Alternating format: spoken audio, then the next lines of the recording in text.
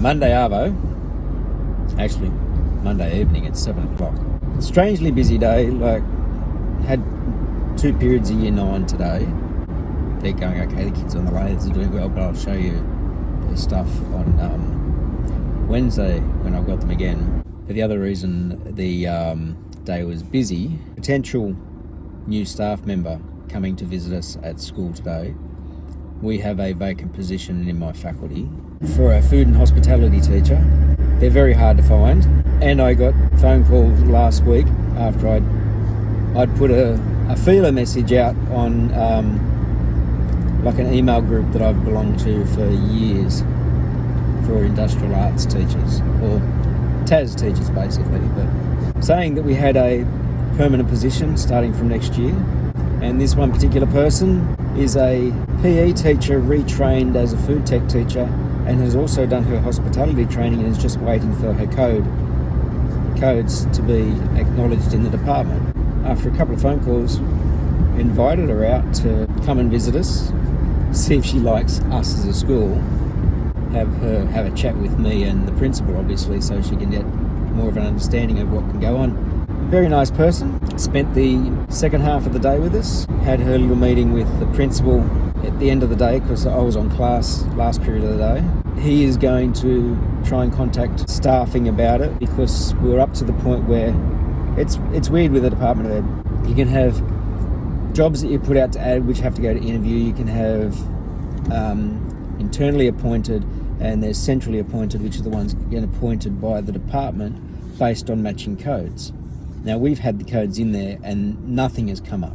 And I dare say if this person had her codes in the system as an active transfer, it would have popped up if it weren't for that hospitality code just not through yet.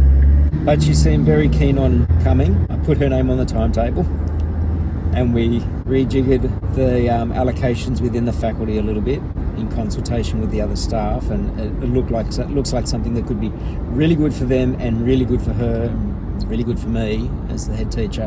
Hopefully everything goes well through staffing, but there's other avenues that the principal has up his sleeve as well if things can't go ahead as planned straight away. So either way, it looks like she will be joining us as of the start of next year as my new food and hospitality teacher, which is a relief for me. And the same way that I got my other industrial arts staff member, I'd put the codes out. There was a little bit of generated interest. It was one that had to be centrally appointed again at that point. This was a few years back. And it just so happened that he had all the codes but did not have a transfer in. We had a mutual acquaintance. We all got in touch, we messaged and that sort of stuff. He updated his codes, and the principal's talking with staffing basically said, staffing said, we're having a hard time trying to match the codes you want.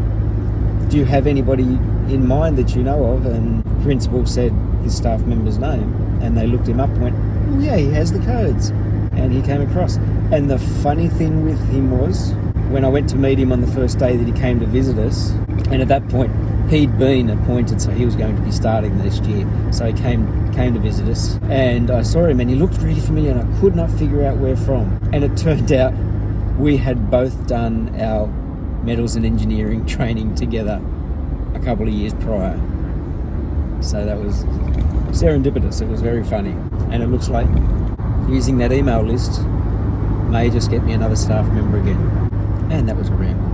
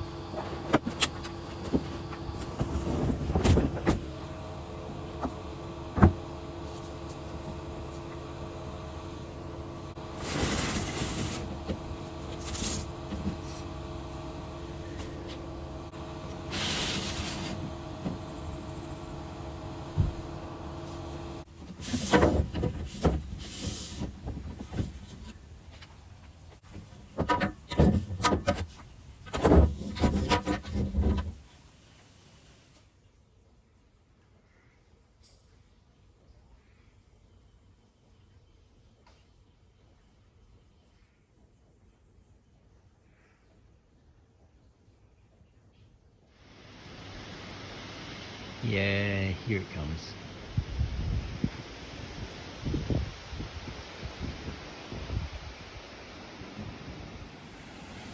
It's one thing with the weather here. It was stinking hot today. And the stinking hot weather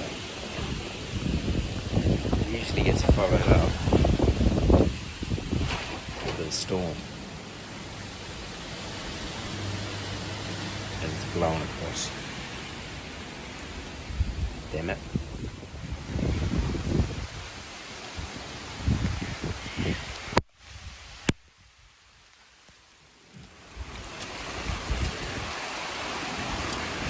Told ya.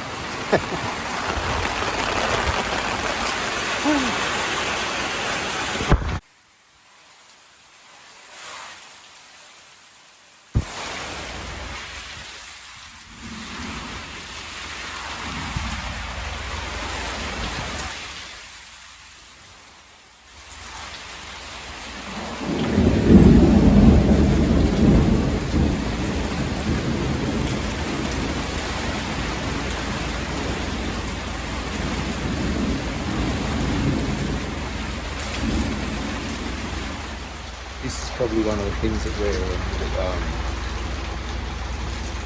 worried about.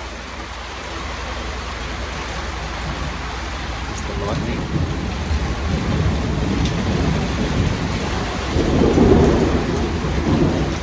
Because it's been so dry and hot, and then these storms come across straight after it,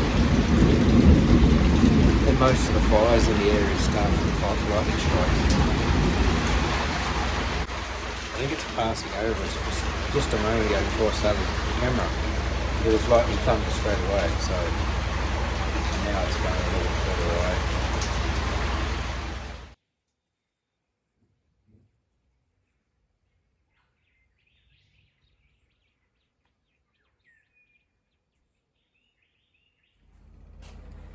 Alright, Wednesday, period 2, one student preparing for his next rolling pin. He's already made one. He asked if he could make a couple and I said yes, because he's working well. Another one doing a 2-tone paint, so he's just started on his red.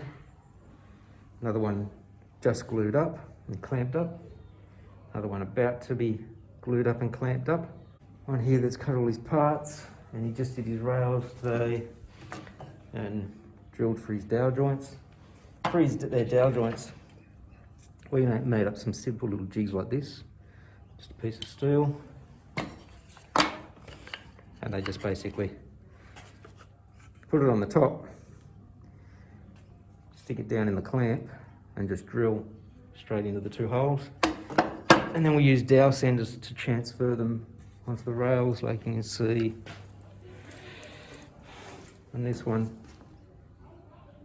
you use the dowel senders to transfer the two marks. Just drill them freehand on here, and he's getting them all set up. And got a couple of students away today, but these ones are working well, and I've got them again after recess, so I'm going to go and have recess and we'll come back. Fun times. This is where I just get to wait for the computer to do its work. It improved from 77 to 62 in like 20 to 30 minutes of work today. Now it's, there you go, it just made another improvement. One less clash. So it's working. It's made a 3.5% improvement just in the last few minutes.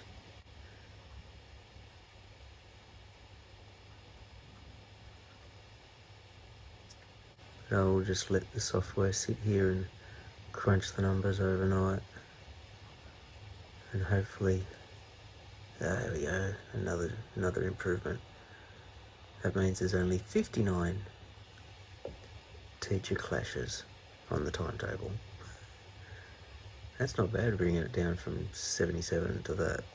And I need it to make as many improvements as it can, because otherwise I've got to, any that are left, I've got to manually move people or swap classes and swap blocks, and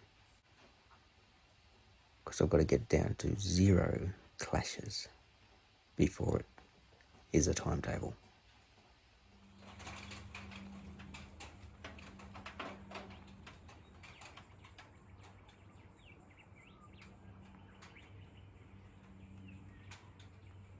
Friday in week 8, and you can see kids' projects. I just told them they can leave them out, but the only one is in here now, so as long as they pack all the tools away. These are the first version, the practice one. These ones here are their accessible ones, so they're not allowed to ask for help. Technically due in about a week and a half's time. But like I said, they might roll over, and the way this year has been, that's why it goes. While we're at it, Christmas spirit, Fun Shirt Friday, go off and work on the timetable. Friday-o. Everybody else has gone. My head feels like it's about to explode because of all these little blue marks were clashes in the timetable. That's where I was yesterday, and here's where I got today, and I'm now down to three classes trying to solve clashes on, and now it's sort of just up to if other staff who are under load and align on the timetable are willing to pick up a class that's out of their usual area. Luckily, we've got a lot of staff in the school who have very broad ranges of subjects under their belt in terms of qualifications, so some are willing to go here, there and everywhere and have a shot all over the place. So I think I've got some solutions for those last 3. Just depends on what comes back from messaging from other people, because once that's done and I have all the clashes solved, then I start doing the rooming and making sure that everybody has rooms for all their classes. And we've got a week and a half of school left, and then I'm just waiting on like class lists to come in from the head teacher so that I can put them into the timetable as well. And we'll be ready for next year, and we can put 2020 behind us, hopefully.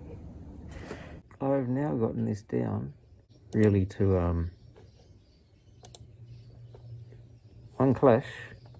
I've got the teacher who's agreed to take it, but it's now just up to the head teacher of that faculty to decide which of the 2 classes he wants to hand off to a different staff member. And I've got a feeling, I mean, it's Friday afternoon, 5 o'clock. I've got a feeling he's just going to wait until Monday.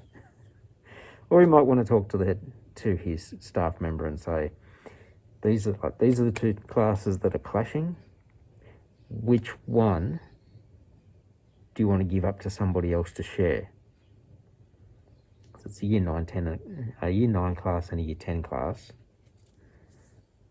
They've already sort of developed a rapport, I guess, with the year 10 class, I think, because I've had them all for year 9 this year. I don't know. But once that's done, once that decision is made, I can say that draft 1 of the timetable is ready to go out to show staff so they can look across their timetable and go, I like it or I see issues, because it's much better to have 70-something staff I think we've got here. It's better to have 70 sets of eyes than just mine looking at individual timetables to see where things...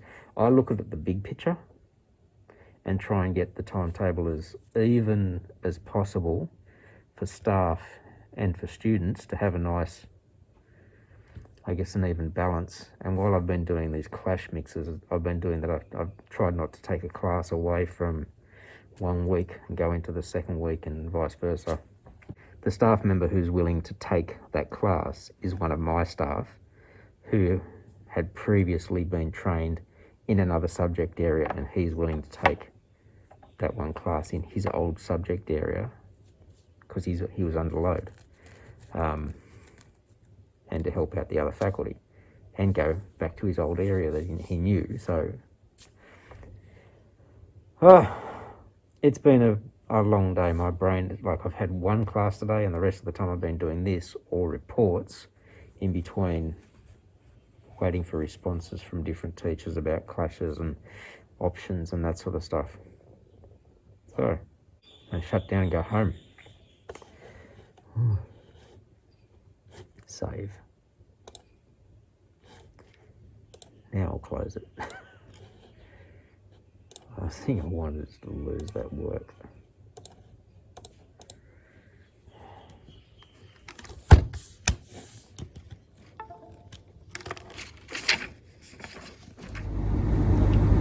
Well, I got there just after logging off, packing up and leaving.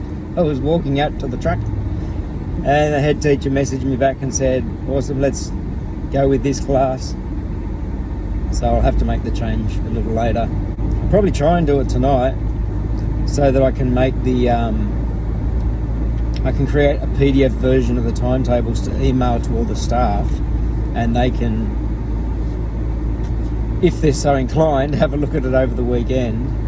And I know that some have been dying to see what their timetable might be like for next year.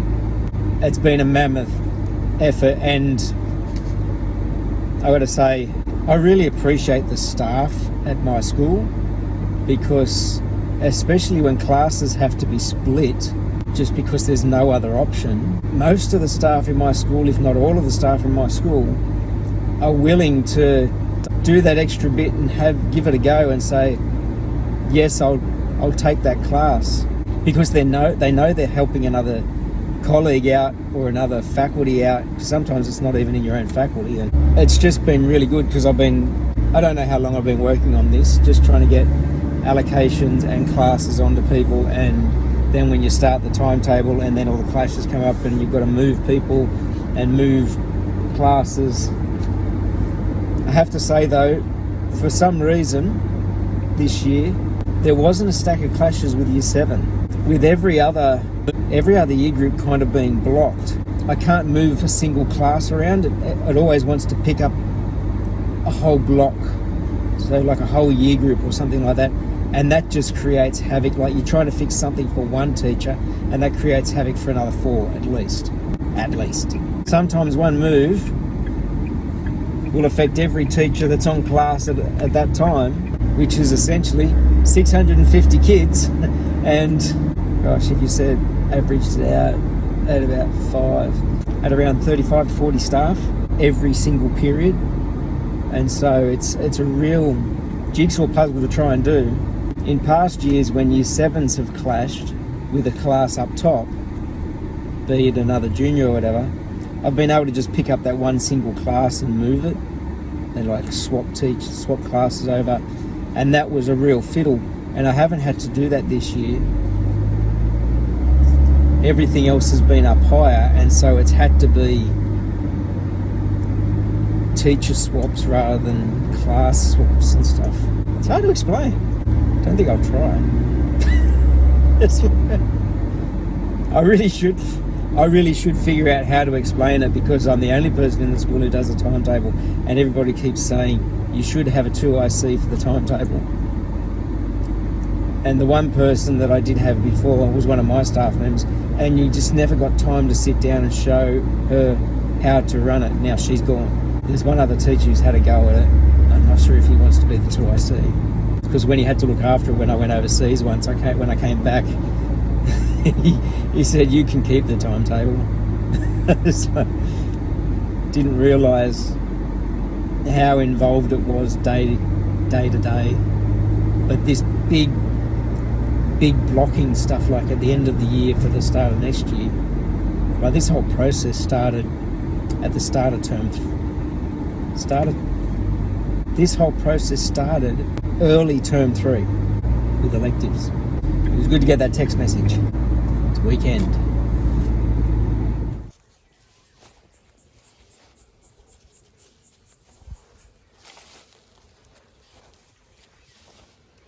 Just had an explore down the yard. and he ventured further than where I'd cut before.